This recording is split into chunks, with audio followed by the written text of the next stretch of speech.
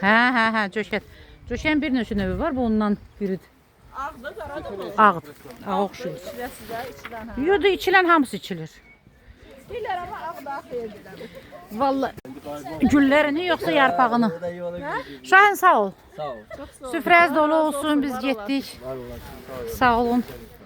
Sağ olun.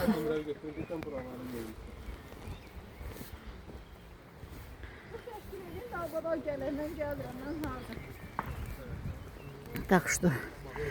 Ey yarut kəndi. Bax təsəvvür elə ki, bax ora qalxırsan. Yox biz hələ hündürə çıxmamışdıq da. Qozucu burada çiçəkləyib.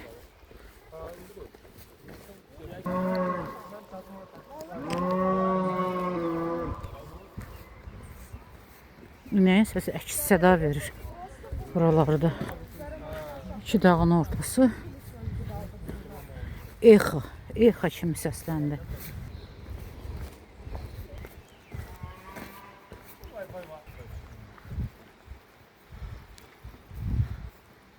Bu uşaq palıda oxşuyur. Palıda oxşuyur. Kaştanalisni palıd. Axır ki gördüm bir dənə palıd. Maşınlar bizi gözləyir. Burada bir gün uçacaq. 6 yolu.